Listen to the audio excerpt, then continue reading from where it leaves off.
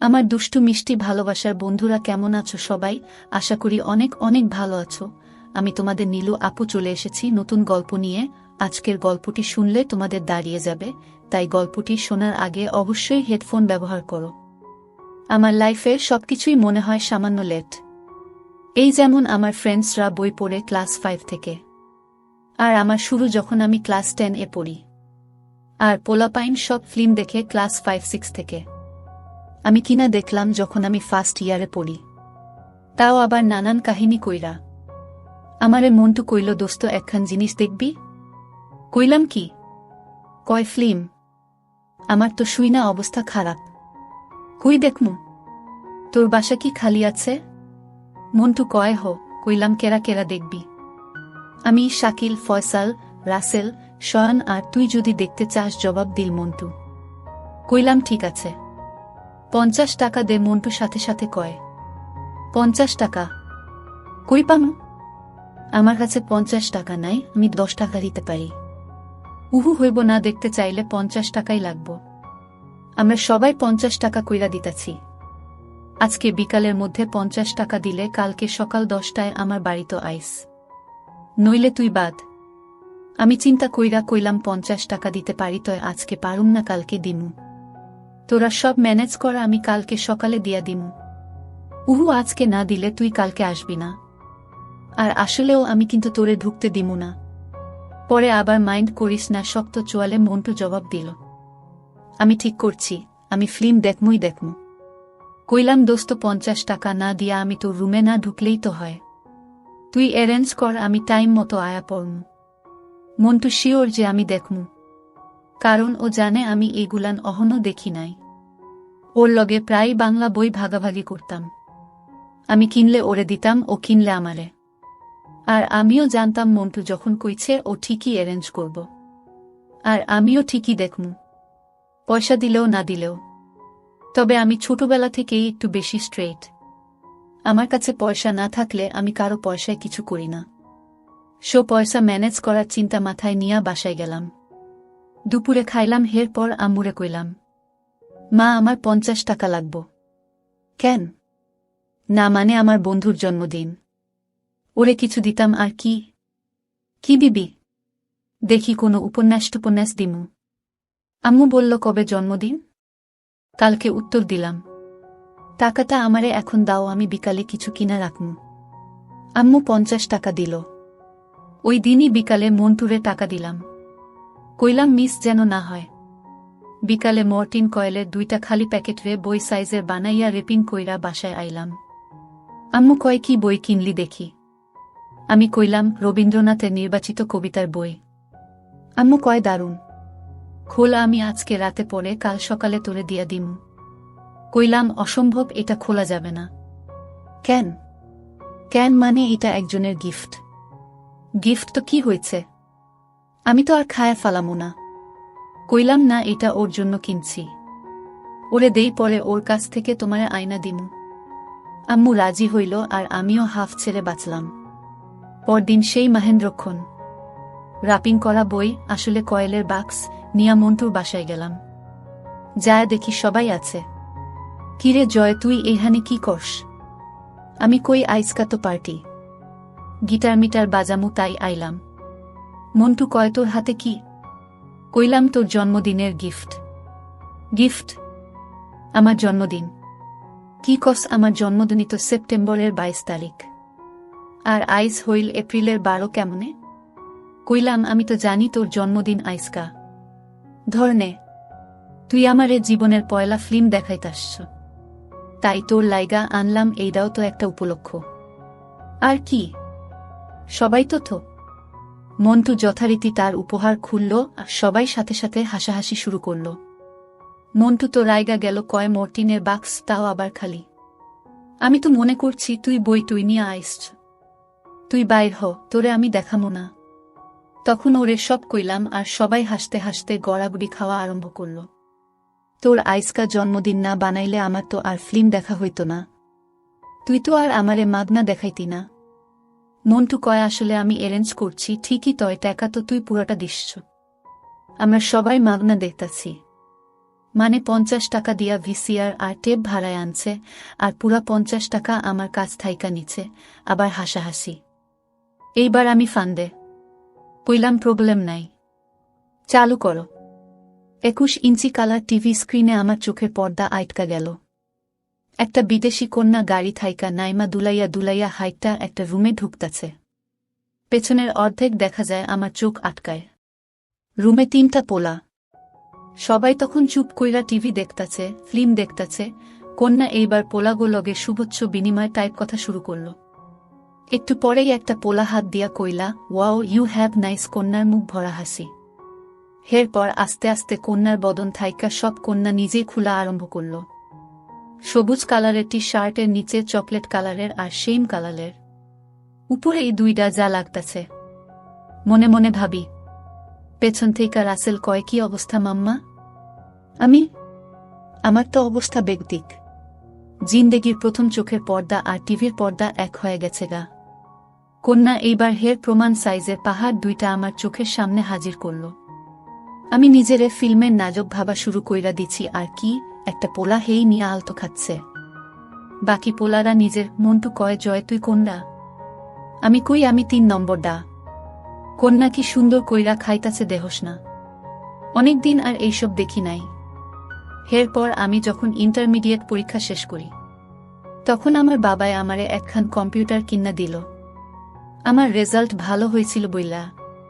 তখন বাজারে CD available. শুরু হইল আমার দেখার মেলা। এত দেখছি যে কাউন্ট করলে বন্ধুদের সবাই ক্লাস 5 থাইকা যতগুলা দেখছে, তার চেয়ে বেশি হইব। আল্লাহর 30 দিন 3-4টা, কখনো কখনো আর 10টা কইরা দেখতাম। দিনে দিনে আমি থিওরিক্যাল প্রফেসর হইয়া গেলাম। কিন্তু কখনো কোনো মেয়ে সত্যিকার পাই নাই। পোলাপাইন প্রেম করে রুম ডেট করে আমার সেই অবস্থাও নাই। আমিও প্রেম করি, তয় আমার ডার্লিং থাকে আমার বাড়ি থেকে 90 কিমি দূরে, মানে পার্শ্ববর্তী জেলায়। তার উপর আমার প্রেম ছিল আবার মহান প্রেম টাইপের, পবিত্র ভালোবাসা। আর কি, প্রেমের প্রথম 3 মাস আমি ডার্লিংয়ের হাতও ধরি নাই। অন্য কিছু তো দূরের কথা। প্রেমের 7 মাসের মাথায় এক রিকশায় উঠি। আর প্রায় বছরখানেক পরে প্রথম সেই দিনের ঘটনা। আমি সকালে ওর সাথে দেখা করব বলে আমার বাসা থেকে বাসে উঠি। আগের রাতে মোবাইলে ওরে অনেকবার বলছি যে জানু, কালকে তোমারে আমি আদর দিমু। ও কয়, তাইলে তোমার আসার দরকার নাই। আমি কইলাম, ঠিক আছে, তাইলে আমো না। এত কষ্ট কইরা তোমার সাথে দেখা করতে যাই, আর তুমি আমারে একটু ভালোবাস না। নানান অভিযোগ শেষে জানু রাজি হইল। মনে মনে প্রতিজ্ঞা করি, আইসকে একটা দিমুই দিমু। বাস চলতাছে, আমি বাসে বইসা বইসা ছক বানাইতাছি কেমনে কি করণ যায়। ওর সাথে দেখা মানে তো সেই রিক্সা ভ্রমণ। কেউ যদি দেখে, যদি মফস্বলের পাবলিক মাই শুরু করে। মনে মনে সামান্য ডরাইতাছিও, তবু ডিসিশন ইজ ফাইনাল। আইসকা জানুরে না দিলে বাঁচুম না। চিন্তা করতে করতে বাস জায়গা মত আয়া পড়ছে। বাস থাইকা নাইমে জানুরে ফোন দিলাম। জানু কই তুমি আয়া পড়ছ? একটু দাঁড়াও, আমি 10 মিনিটের মধ্যে আসতাছি। আমি একটা রেস্টুরেন্ট গিয়া মুখ হাত ধুইলাম। চা এর তেষ্টা অনেকক্ষণ যাবত। চা খেতে হবে, সাথে একটা সিগারেট। আমি তখন নতুন সিগারেট খাই, দিনে 2-3টা, এর বেশি না। ভাবলাম ওর তো 10 মিনিট মানে মিনিমাম আধ ঘন্টা অতীত অভিজ্ঞতা। চা সিগারেট শেষ কইরা আবার মুখ ধুইলাম। ভালো করে কুলি করলাম যাতে মুখে সিগারেটের গন্ধ না থাকে পারে। এই অজুহাতে আমার আদর মিস হওয়ার চান্স যেন না পায়। পকেট থেকে একটা পোলো বাইর কইরা মুখে দিলাম। মিনিট 20 পর দেখি আমার ডার্লিং রে। দেখে আমি আনন্দিত হবার চেয়ে বিরক্তই বেশি হলাম, কারণ ওর সাথে করে ওর ছোট ভাইকে নিয়ে আসছে। মেজাজ ঠিক থাকে না। আমারও ঠিক নাই। কি হইছে? মুখটা কালা কেন? কই, এমনি। সাফায়েত কেমন আছো? ওর ছোট ভাইয়ের নাম সাফায়েত, ক্লাস 4-এ পড়ে। ভালো ভাইয়া, আপনি কেমন আছেন? ভালো। বাসায় চলেন। না, আজকে যাব না, অন্যদিন একদিন যাব। সাফায়েত আর কোনো কথা বলে না। সাফা যেত, তুমি স্যারের বাসায় যাও, আমি 2 ঘন্টা পরে এসে তোমাকে নিয়ে যাব। সুমি সাফায়েতকে ওর স্যারের বাসা পর্যন্ত আদায় দিয়ে আসে। ও সুমিকে, সেইটা নিশ্চয়ই আপনারা বুঝে গেছেন। ওই আমার ডার্লিং, আমার জান। জয়, আসো। হঠাৎ মনটা ভালো হয়ে গেল। ভেবেছিলাম আজকেও কিছু হবে না। এইবার মনে জোর পাইলাম। আমি রিক্সা ডাকতেই ও আমাকে থামিয়ে দিল। আজকে আর রিক্সায় ঘুরব না। কেন? বাসায় চলে যাব, কাজ আছে। মানে কি? মানে সহজ, আমি আজকে তোমার সাথে বের হতে পারছি না। প্লিজ কিছু মনে করো না। আমি তো কি কয় মাইয়া, আমি 2 ঘন্টা বাস জার্নি কইরা আইলাম, আর হে কয় আইসকা সম্ভব না। আমি উল্টা দিকে হন্তন শুরু করলাম। উদ্দেশ্য বাস স্ট্যান্ড। কই যাও? কই যাই মানে? জায়গা। তোমার প্রবলেম, আমি আর থাইকা কি করম? ঈশ্বর, কত উনারে এখনই ছাড়লে তো। আমি জিগাইলাম তোমার প্রবলেম কি? তুমি কইলা বাসায় চইলা যাবা। তো যাও, খাড়ায়া খাড়ায়া ঠ্যাং ব্যথা করনের কাম কি? আমার হাত ধরে বলো চল। জিগাইলাম কই? কই মানে আমার বাসায়। তোমার বাসায়? আমারে কি পাগলা কুত্তায় কামড়াইছে? অহন তোমার বাসায় যাই আর তোমার বাপের প্যাদানি খাই, আর কি। তোমার বাপ কিন্তু আমারেও চেনে, আমার বাপেরও চেনে। পরে আমার বাপের কাছে বিচার দিব। আপনার ছেলেকে দেখলাম আমাদের এলাকায়। তাছাড়া উনি আমাকে অনেক ভালো ছেলে জানে, তার সামনে আমি পড়তে পারমু না। পরে তোমার আমার বিয়াটা আর হইব না। আমার হবুর শ্বশুরের সাথে আমার আগে থেকে পরিচয় ছিল, যখন সরকারি কর্মচারী হিসেবে আমাদের জেলাতেই ছিলেন। এখন পাশের জেলায় কর্মরত, ট্রান্সফারের পর জানুরা আমাদের জেলায় থাকাকালীন আমার সাথে পরিচয় হয়। সেই সুবাদে এক সময় প্রেম। সেই প্রেমের শুরুটাও একটা ইতিহাস, পরে বলবো। আমি ওর হাত থেকে আমার হাত সরাইয়া নিয়া বললাম, জানো তোমার প্রবলেম, তুমি বাসায় যাও। আমি জানতাম আজকে তুমি একটা না একটা প্রবলেম ক্রিয়েট করবা। আমার যা বুঝার আমি বুঝা গেছি। কি বুঝছো? কি বুঝছো তুমি? এই যে আমি তোমারে আইচকা চাইছি, আর তুমি বাহান্না বানাইলা। তুমি ছাতা বুঝছো? ঝটপট উত্তর। চল আমার সাথে। কোথায়? আরে বললাম না, আমার বাসায়। তোমার বাসায় কেউ নাই? আমার চিন্তিত প্রশ্ন। না, নাই। এইবার খুশি? চল। সত্যি কেউ নাই? আরে বাবা, নাই নাই নাই। তাড়াতাড়ি চল, নইলে সাফায়েত চলে আসবে। ওরে 2 ঘন্টা পড়ালে স্যার, এরপর ও বাসায় চলে আসবে। তোমার আম্মু? আম্মু নানি বাড়ি গেছে, আসবে সন্ধ্যায়। আর আব্বু তো অফিসের কাজে ঢাকায়। আমারে আর পায় কে? আমি ওর হাত ধরে ওদের বাসায় রওনা দিলাম। ঘড়িতে সময় দেখে নিলাম 2:30 বাজে, মানে অলরেডি 15 মিনিট টাইম লস। সাফায়েতের 2 ঘন্টা শেষ হতে আরও 1 ঘন্টা 45 মিনিট বাকি, আর সন্ধ্যা হতে হতে আরও প্রায় 3 ঘন্টা। মনে মনে ভাবি অনেক টাইম আছে। এই ভর দুপুর বেলায় পেটের মধ্যে চুচু শুরু হয়ে গেছে। এখন খাবারের চিন্তা করাটা বড় ধরনের বোকামি হয়ে যাবে। ভাবতে ভাবতেও মুখ ফসকে বলে ফেললাম, এই তুমি কি খাইছ? আমার মনে হয় কিছু খাওয়া উচিত। চল কোনো রেস্টুরেন্টে যাই। না বাবা, আমি তোমার সাথে এখানে কোনো রেস্টুরেন্টে যাইতে পারবো না। এখানকার সবাই আমারে চেনে, পরে আব্বুকে বলে দিতে পারে। তুমি যাও। না না, তোমারও যাওয়ার দরকার নাই। কেন? কেন মানে কি? একদিন না খাইলে কি হয়? আর আমার বাসায় কি খাবার দাবার কিছু নাই? চল বাসায় যে খেও। আমি শয়তানি হাসি দিয়া কইলাম, আইসকা আমার জন্য তো স্পেশাল খাবার, তাই না? স্পেশাল খাবার মানে সহজ। আজকে আমি খামু। আর আর আর কি? তুমি কি শয়তানি করবা আমার সাথে? জিনা, আমি তোমার মতো না। কথা বলতে বলতে বাসার সামনে চলে এসেছি। 3 তলা বাসার দোতলায় সুমিদের বাস। গেইটে দারোয়ান। আমি দারোয়ান রে পাত্তা না দিয়ে সুমির সাথে সাথে হাঁটতে লাগলাম। সুমি দারোয়ানকে বলল, লিয়াকত ভাই, আম্মা আইছে? না তো, আহে নাই। মোবাইলটা কানে নিয়ে দারোয়ানের সামনেই সুমি বলতে লাগল, আম্মু তুমি কখন আসবা? কি? এখনো রওনা দাও নাই? তাড়াতাড়ি আসো। না, আমার সমস্যা হচ্ছে না। জয় ভাইয়া আসছে। হ্যাঁ। কি বাসায় বসতে বলবো? ঠিক আছে, তুমি তাহলে তাড়াতাড়ি চলে আসো। রাখলাম, বাই। বলে আমার দিকে তাকিয়ে কয়ে, আসেন জয় ভাই, বাসায় আসেন। আমি সুমির পিছু পিছু হাঁটতে শুরু করলাম। আমার কেমন জানি ভয় ভয় লাগা শুরু করল। সোফায় গা এলিয়ে কইলাম, আবার কও তো। কি? ওই যে কইলা আসেন জয় ভাই। তুমি তোমার মায়ে আমার কথা কেন বললা? তোমার মা তো এখনই আয়া পড়ুক, তাছাড়া উনি তো আমারে চেনে না। ধুর বোকা, আমি কাউরে ফোন করি নাই। তাইলে? তাইলে আবার কি?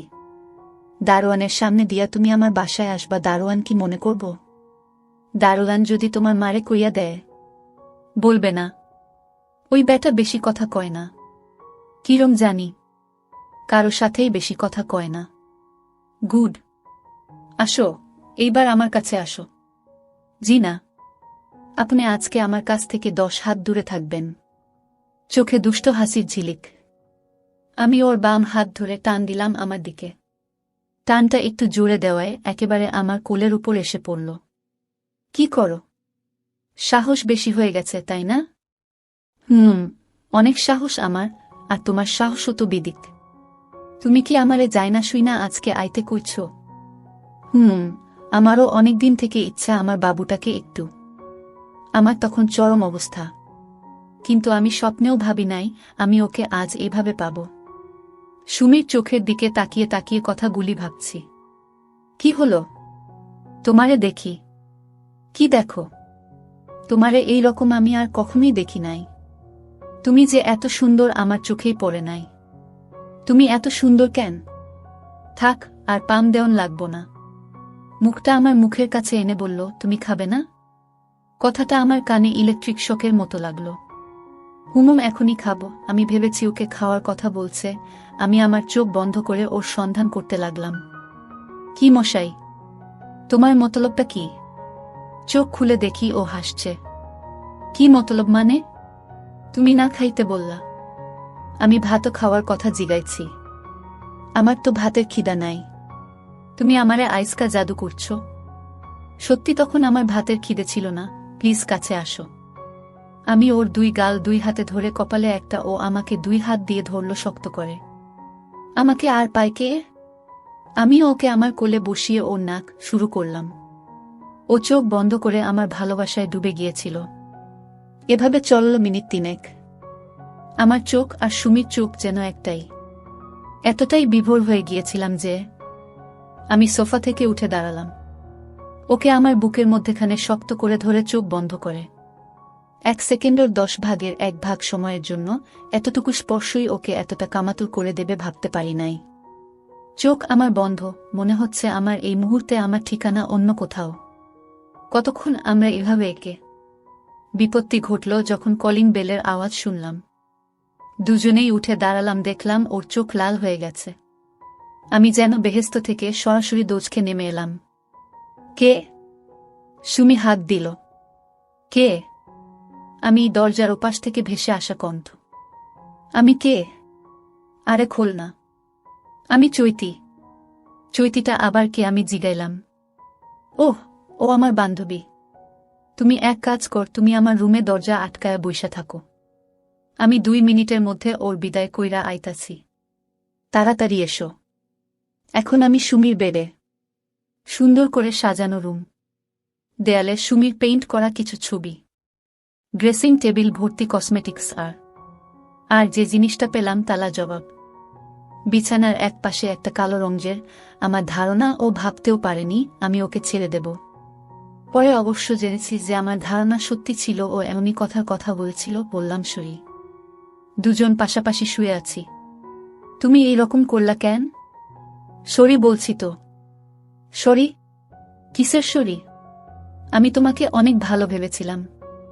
আমার কি দোষ? তুমিই তো আমাকে বাসায় আনছো।